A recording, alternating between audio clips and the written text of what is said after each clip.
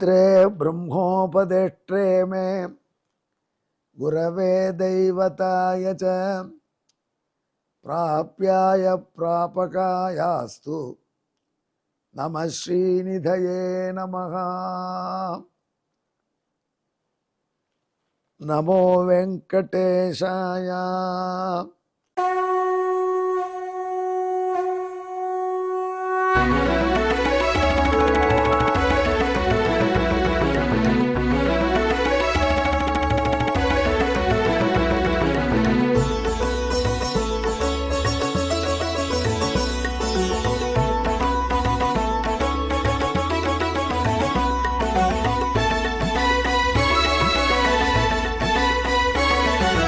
सहस्रनामं सहस्रनामं श्रीवेङ्कटेश सहस्रनामं सहस्रनामं सहस्रनामं श्रीवेङ्कटेश सहस्रनामम्।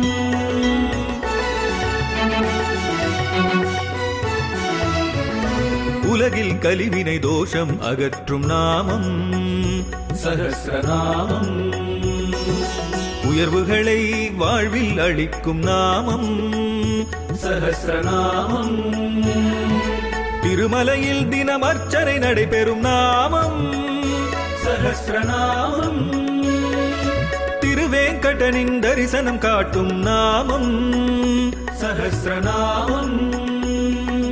சகஸ்ரநாமம் சகஸ்ரநாமம் ஸ்ரீவேங்கடேச சகஸ்ரநாமம் சகஸ்ரநாமம் சகஸ்ரநாமம் ஸ்ரீவேங்கடேச சகஸ்ரநாமம். அன்பர்களே, திருவேங்கடமுடையானுடைய திவ்ய சகஸ்ரநாமத்திலே இப்பொழுது நாம் 430வது திருநாமத்தை ரசிக்கப் போகிறோம்.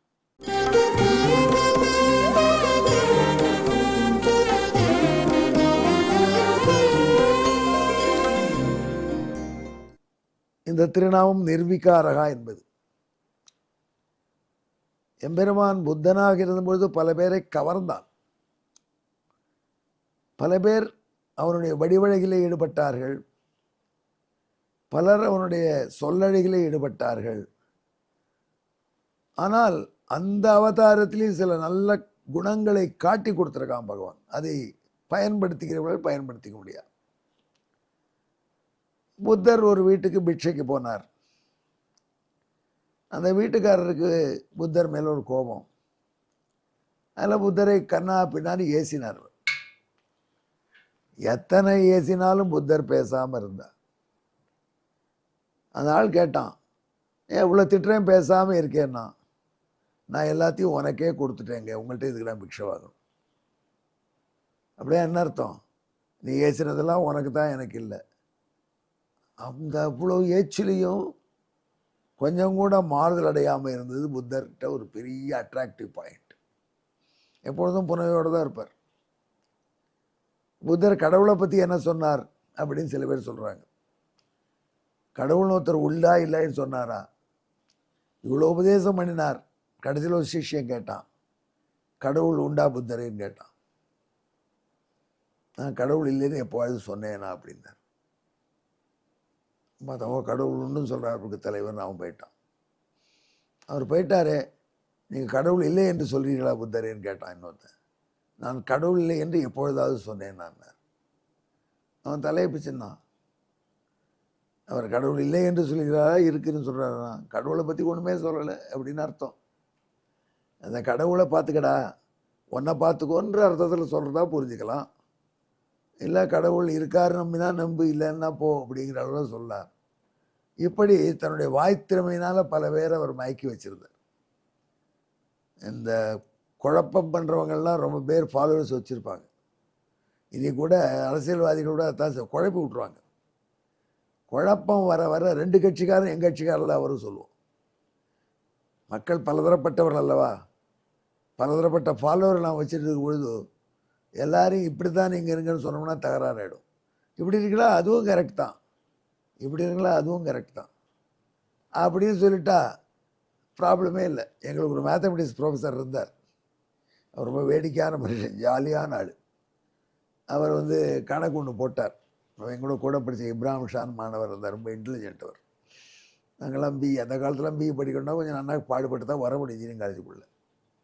அவர் என்ன பண்ணார், இந்த சார் இது சரியா இல்லையா சார், சரியில்லாத மாதிரி இருக்கு அப்படின்னார். அப்படியா, ராங்கா, யூ ஆர் கரெக்ட் அப்படின்ட்டு உட்காந்துட்டான். அப்புறம் கொஞ்ச நாள் கழிச்சு முன்னாடி யோசிச்சு பார்த்தேன், சரியாக தானே போட்டிருக்காரு, இப்ராஹிம் ஷா ஏன் தப்பாக சொல்கிறான் அப்படி நான் எழுதினேன். சார் ப்ரொஃபஸர் சரியாக தான் இருக்குது இந்த ஸ்டெப்ஸ் எல்லாம், ஏன் தப்புன்னு சொல்கிறாரு அவன்னு தெரியலையே அப்படின்னு. யூ ஆர் கரெக்ட் உட்கார் அப்படின்ட்டு. மக்கள்லாம் 56 பேர் இருக்காங்களா, அதில் அழகு போயிடும். ஒரு இது எஸ் சொல்கிறாரா நோ சொல்கிறாரா, இப்ராஹிம் ஷா சொன்னதையும் கரெக்டுங்கிறார், கருணாநிதி சொன்னதையும் கரெக்டுங்கிறார். என்ன படுது அது. சுரேஷ் ஒருத்தர் ரொம்ப கெட்டிக்காரன் எழுந்து நாம் இல்லை, சார் நீங்கள் அவன் சொல்கிறதையும் கரெக்டுங்கிற இவன் சொல்கிறதையும் கரெக்ட், எது சார் கரெக்டுனா நீ சொல்கிறதும் கரெக்ட் உட்கார். கிளாஸே அரண்டு போயிடுச்சு, இதுதான் கரெக்டுன்னு யாருக்கும் புரியலை. ஆனால் ப்ரொஃபஸர் ரொம்ப அழகாக சமாளிச்சுட்டு போயிட்டார் கிளாஸை. அப்புறம் நாங்கள் தான் 3 பேரும் மண்டையை பிடிச்சிடணும். அவர் அநாயசமாக போயிட்டார். நான் நிர்வீக்காரர் இதை பற்றி எத்தனையோ இந்த மாதிரி ஸ்டூடெண்ட்ஸை பார்த்துருக்கார், போகக்கூடாது. அப்புறம் மறுநாளைக்கு வந்து எக்ஸ்பிளைன் பண்ண அப்புறம் புரிஞ்சுது, அவர் பெரியவராக தான் சொல்லியிருக்கார். இந்த 3 பேரும் சரியாக புரிஞ்சிக்கல அப்படிங்கிறத அழகாக காண்பிச்சார். எப்படியாவது போட்டோம். அன்பர்களே, இப்படி தான் புத்தர் பேச்சு. புத்தர் பேசுனா அது என்னாகும், எல்லாருக்கும் ரொம்ப தெளிவாக சொல்கிற மாதிரி இருக்கும். ஆனால் அவர் அப்புறம் குழப்பி விட்டுருவார். குழப்பி விட்டார். குழம்புறமே சுவாமின்னு கேட்டால் அவன் குழம்பே இல்லைப்பா, தெளிவு தான் வர மறுபடியும். இப்படி வாதங்களிலே அவர் வெற்றி பெற்று கொண்டே இருந்தார். ஆனால் அந்த வெற்றி பெற்றதுக்கான செருக்கு அவற்றை கிடையாது. இதுதான் பெரிய பாயிண்ட். வெற்றி வந்த உடனே யார்கள் தணிஞ்சு போகிறாங்களோ அவங்க நிச்சயமாக வெற்றியிலேயே தொடரலாம். வெற்றி வந்த உடனே அந்த வெற்றியை பயன்படுத்தி வெற்றியை வெற்றி என்று அதிலே துமராக தெரிந்தால் கீழே விடலாம். புத்தர்கிட்ட இருந்து கற்றுக்கொள்ள வேண்டிய விஷயம் மக்கள் நினைத்தார்கள், திட்டினாலும் ஏசினாலும் எந்தவித மாறுதலும் கிடையாது. எந்த கேள்வி கேட்டாலும் அதற்கு பதில் சொல்கிறார், ஆனால் நீ தப்புன்னு நம்ம சொல்கிறதில்லை. அவர் வெற்றி பெற்றாலும் கொஞ்சம் கூட வெற்றி பெற்ற அந்த திமிரோ முகத்தில் தெரியல. இப்படிப்பட்ட ஒரு தன்மை இருந்ததுன்னா ரொம்ப வசந்த நிலை. அந்த நிலையினாலே பல மக்கள் அவருக்கு ஃபாலோவர்ஸாக இருந்தார். அப்படிப்பட்ட நிலையை பெருமான் இப்படி காண்பிச்சான். நிர்வீகார் என்று நாராயணனுக்கே திருநாமம், அவருக்கு எந்த மாறுபாடும் கிடையாது. நாம் இப்போது புத்தர் ஆங்கிளில் அர்த்தம் சொல்லி கொண்டாடுறோம், ஞாபகம் வச்சுக்கோது. நாம் அதனால் அதுக்கேற்றபடி இந்த சொல்லை புரிஞ்சுக்கிறோம். இப்படி புத்தாவதாரத்திலே நிர்வீகாரனாக இருந்து ஒன்றுமே தெரியாதவன் போலிருந்து புன்னகினாலே சமாளித்து அசுரர்களை மயக்கி கலக்கமுறை செய்து அவர்களை தவறு செய்த வைத்த லீடராக திகழ்ந்தான் புத்தன். அசுரர்களுக்கு எந்த பரிசு அது கொடுத்தான். அதை வைத்துக்கொண்டு நல்லவர்கள் நல்லத்தன்மை உடையவர்கள் அவன்கிட்ட இன்னும் அவனுடைய மாயை நினைத்து அதிசயப்பட்டு அவன்கிட்ட ஈடுபடுவதற்கு பயன்படுத்தி கொண்டார்கள். அசுரர்கள் அவன் காட்டிய வழியை ஃபாலோ பண்ணி இன்னும் கீழே விழுந்தார்கள். இதை ஞாபகப்படுத்துவதற்காக ரொம்ப அழகாக இந்த வெங்கடேச சஹஸ்ரநாமத்தில் இந்த புத்தருடைய திருநாமங்களை தொகுத்த நாரதர் நமக்கு எம்பெருமான் எவ்வளவு லீலைகள் பண்ணி கொண்டிருக்கிறார் என்பதை காண்பிக்கிறார். ஆகினால் இங்கே நிர்வீகாரகா என்கிற திருநாமத்தை சொல்கிறார். இதற்கு தமிழ் சம்ஸ்கிருத ஸ்லோகம், பின்னணியான சம்ஸ்கிருத ஸ்லோகம் கேளுங்கள்.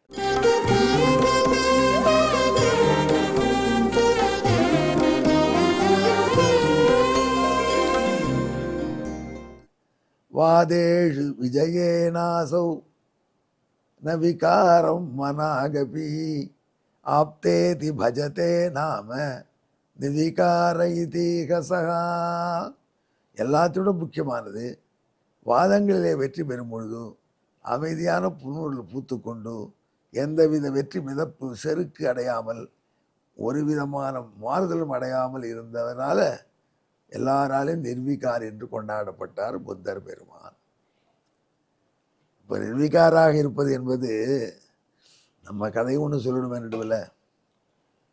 ஒருத்தர் கண்ணா பின்னான்னு திட்டுறார், நம்மால் பேசாமல் உட்காந்துருக்கார், வாயே திறக்கலை. அவன் ஏண்டா செவிடு அப்படிங்கிறான், அப்பவும் வாயை திறக்கலை.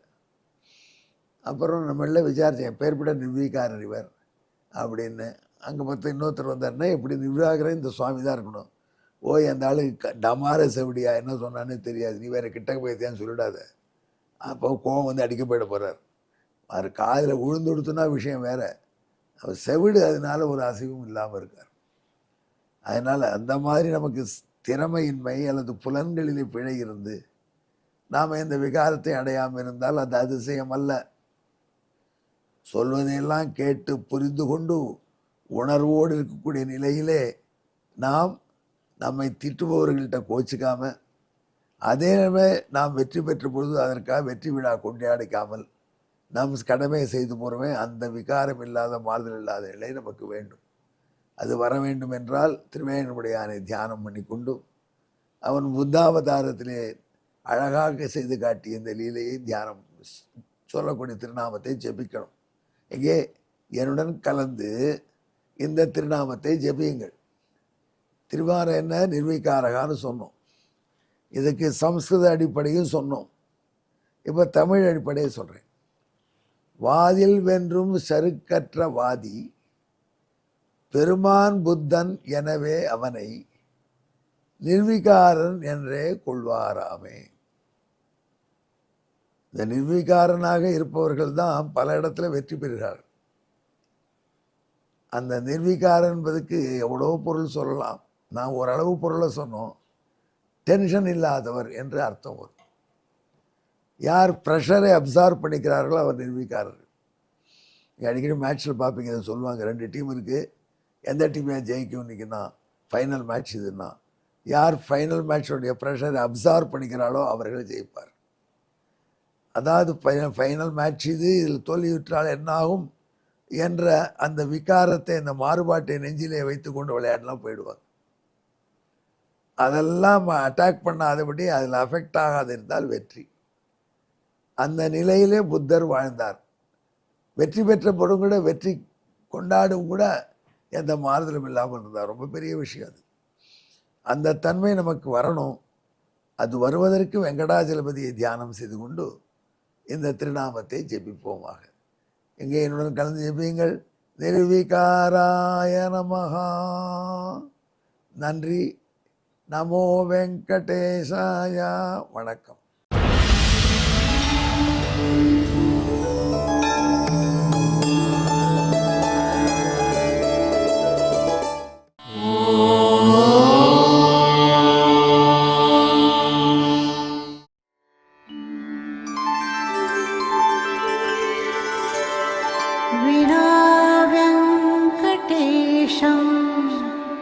ननाथो ननाथः सदा वेङ्कटेशं स्मरामि स्मरामि। हरे वेङ्कटेश प्रसीद प्रसीद। प्रियं वेङ्कटेश प्रयच्छ प्रयच्छ।